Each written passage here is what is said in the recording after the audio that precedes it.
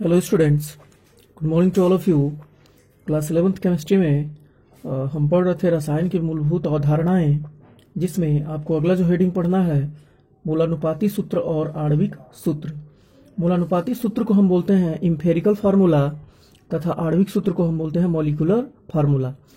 मूलानुपाती सूत्र क्या होता है और आणविक सूत्र क्या होता है, इसका डिफिनीशन उतना ज़्यादा इंपॉर्टेंट नहीं है जितना कि मूलानुपाती सूत्र को कैसे ज्ञात किया जाता है या आणविक सूत्र को कैसे ज्ञात किया जाता है। तो सबसे पहले हम देखते हैं कि मूलानुपाती सूत्र क्या होता है।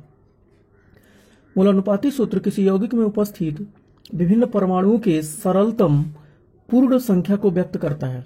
सरलतम पूर्ण संख्या को व्यक्त करता है मतलब इसको आपने देखा होगा जब आपने स्थिर अनुपात का नियम पढ़ा है या गुणित अनुपात का नियम पढ़ा है तो वहां पे हमने पूर्ण संख्या के बारे में बात की हुई है। ऐसा नहीं है कि जैसे कोई भी केमिकल फार्मूला इस प्रकार नहीं हो सकता जैसे C0.6H2 इस तरीके से, मतलब यहाँ पे जो संख्या है मतलब कार्बन के नीचे जो संख्या होनी चाहिए या ऐसे कहिए कार्बन परमाणुओं की जो संख्या होनी चाहिए वो हमेशा क्या होना चाहिए, एक पूर्णांक होना चाहिए। और वो कैसा होना चाहिए, धनात्मक पूर्णांक होना चाहिए।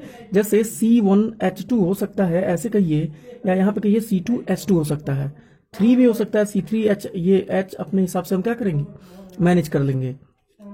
अच्छा, उसके बाद है आपका आणविक सूत्र। जबकि आणविक सूत्र किसी यौगिक के अणु में उपस्थित विभिन्न प्रकार के परमाणुओं की सही संख्या को दर्शाता है। आगे आपको एक सूत्र मिलेगा जो मूलानुपाती सूत्र और आणविक सूत्र को क्या करेगा, रिलेट करेगा।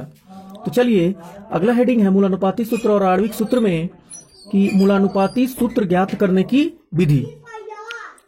तो मूलानुपाती सूत्र ज्ञात करने की विधि में जो फर्स्ट पॉइंट है वो है द्रव्यमान प्रतिशत को ग्राम में परिवर्तित करना। मतलब आपको एग्जाम में या क्वेश्चन में द्रव्यमान प्रतिशत दिया हुआ है, उसको आप क्या करेंगे, सबसे पहले ग्राम में परिवर्तित करेंगे। जैसे एग्जाम्पल के तौर पर जैसे मान लीजिए ऐसे बोलेगा कार्बन एटम का परसेंटेज कितना है 40%, तो इसका मतलब कार्बन कितना है 40 ग्राम है। ऐसे कहिए नाइट्रोजन है अगर 26%, तो आप कहिए कि नाइट्रोजन का जो भार है वो कितना हो जाएगा 26 ग्राम। या जो परसेंटेज दिया है सीधे हम उसको क्या कर सकते हैं, ग्राम में कन्वर्ट कर सकते हैं। अच्छा, उसके बाद है प्रत्येक तत्व को मोलों की संख्या में परिवर्तित करना। जैसे मान लीजिए अब कार्बन का भार आपको पता है, कार्बन कितना है 40 ग्राम। तो अगर कार्बन के मोल आप निकालना चाहते हो तो मोल बराबर क्या होता है, मास बाई मोलर मास। तो मास आपको 40 दिया हुआ है और मोलर मास कार्बन का कितना होता है 12। तो इस प्रकार से हम क्या करेंगे, मोल की संख्या कैलकुलेट कर लेंगे। जैसे अगर नाइट्रोजन अगर मान लीजिए 46% दिया है तो आपको पता है कि नाइट्रोजन कितना है 46 ग्राम है। और इसमें मोल्स ऑफ नाइट्रोजन कैसे निकालेंगे, एन।